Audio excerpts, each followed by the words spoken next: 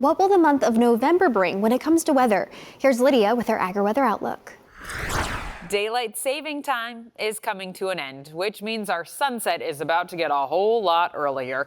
Come November 2nd, that first day after the time change, our sunset in Fargo is at 5:09, 5:07 in Grand Forks. Check out some Minnesota towns, though.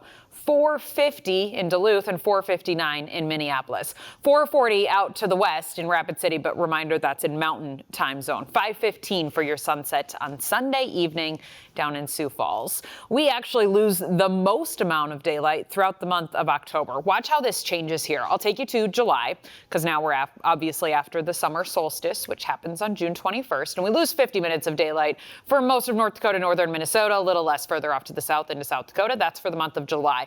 Watch how this rapidly drops as we headed through September and now wrapping up October here, where through the month of October, from the beginning of the month to the end of the month, we've lost anywhere between about 90 to 100 minutes of daylight. Now the rate of loss starts to slow down a little bit. We'll lose 70 minutes throughout November. We'll lose about 10 minutes throughout December. That doesn't necessarily mean that your sunset is getting later. It's just the amount of daylight that we have starts to lose at a slower pace. And then obviously you get to the winter solstice on December 21st, and you slowly start gaining daylight until the next solstice, which eventually rolls around the next June.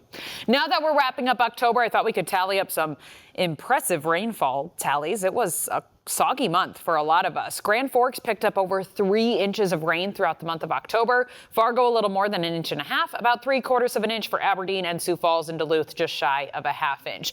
For the Grand Forks area, that is obviously well above normal for the month of October, about 1.3 inches above normal. For a lot of us, that is slightly behind, but we have had quite the soggy and stormy summer, and so we are kind of moisture filled for a lot of spots, not everyone, of course.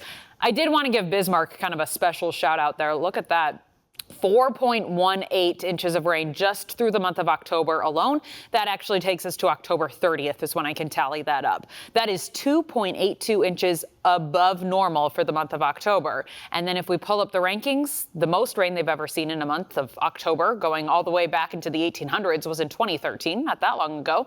Second rank is in 1982. This month, October 2025, will go down as the 3rd wettest October on record for Bismarck. Big ridge in the jet stream takes over here as we head into the next couple of weeks, which means we're looking at above average temperatures.